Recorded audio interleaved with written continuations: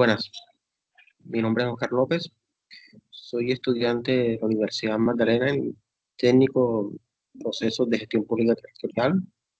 A continuación les presentaré la sustentación del ensayo del artículo 1 de la Constitución Política de Colombia en el curso Estructura, Organización y Funciones Claves del Estado.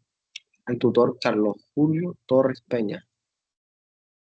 Bueno, primero que todo les quiero decir o hacer un pequeño breve resumen de lo que es de lo que vamos a hablar, de lo que es la Constitución Política.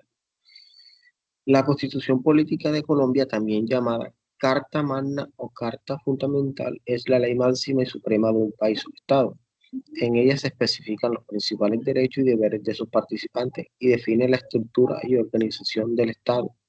En Colombia esta Constitución se modificó drásticamente por última vez en 1991, luego de durar más de 100 años con la Constitución de 1886. Bueno, Constitución Política de Colombia. El artículo 1 de la Constitución de Colombia dice esto: Colombia es un Estado social de derecho, organizado en forma de república unitaria y descentralizada, con autonomía de sus entidades territoriales, democrática, participativa y pluralista, fundada en el respeto de la dignidad humana, en el trabajo y la solidaridad de las personas que la integran y en la prevalencia del interés general. ¿Qué quiere decir Estado social de derecho? El ser humano como epicentro del derecho. El objetivo del Estado es social y es un Estado democrático. Sumisión del poder a la disciplina del derecho. Ahí les presento una pequeña imagen de lo que nos representa un Estado social de derecho. ¿Pero qué quiere decir todo esto? La Constitución de Política de Colombia nos dice que Colombia es un Estado social de derecho. Quiere decir que es una forma política que se caracteriza, es una organización política que se caracteriza por la especial naturaleza de su misión: asegurar el respeto, la garantía y la realización integral de los derechos humanos, los cuales se convierten en el fundamento y la razón última del ser del Estado. Así, los derechos humanos encuentran un nuevo significado en el Estado social de derecho. En efecto, esta clase de organización política adopta una estructura jurídica que no se limita al reconocimiento formal de los derechos humanos, sino que somete a las instituciones al mandato de actuar para crear condiciones sociales y materiales que permiten hacer realidad el disfrute de sus derechos. Es decir, no solamente el Estado está para el Estado social de derecho es crear leyes, no, es para proteger al ser humano en su integridad, en su dignidad. Pasemos al siguiente diapositiva.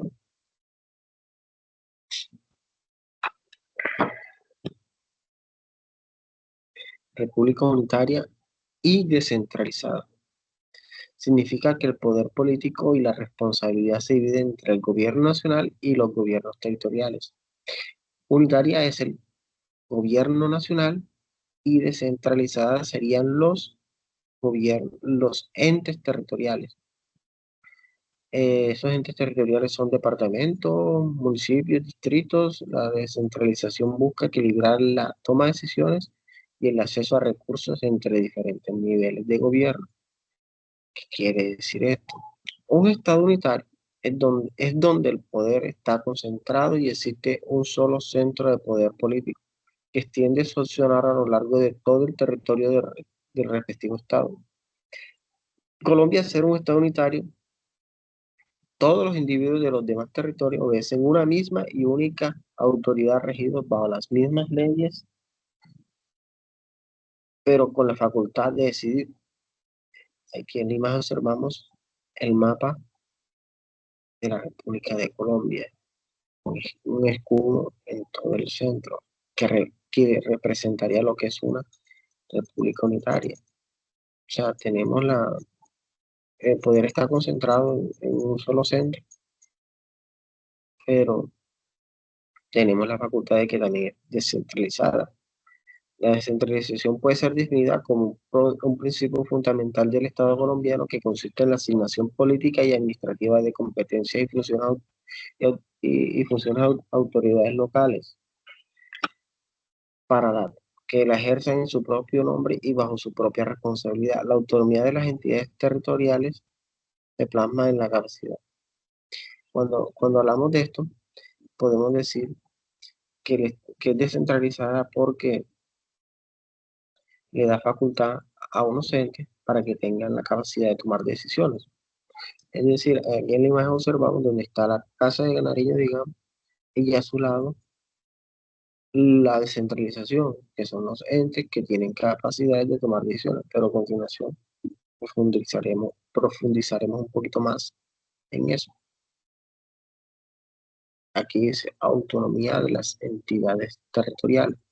Son aquellas que dentro de la división general del territorio gozan de autonomía para la gestión de sus intereses y ejercen con arreglo a principios de coordinación, concurrencia y solidaridad las competencias a ellas asignadas. Son entidades territoriales, los departamentos, los distritos, los municipios y los territorios indígenas. La ley puede otorgarles el mismo carácter a las regiones y a las provincias. Cuando hablamos de autonomía de las entidades territoriales, podemos decir que se plasma en la capacidad política que tienen para la gestión de asuntos administrativos, lo cual se traduce en los siguientes derechos: gobernarse por autoridades propias, ejercer las competencias que les corresponden, administrar los recursos y establecer los tributos necesarios para el cumplimiento de sus funciones y participar en las rentas nacionales. Entonces, o sea, autonomía es la capacidad que tiene esta gente para tomar sus propias decisiones sin necesidad de que el gobierno nacional o central, digamos, intervenga.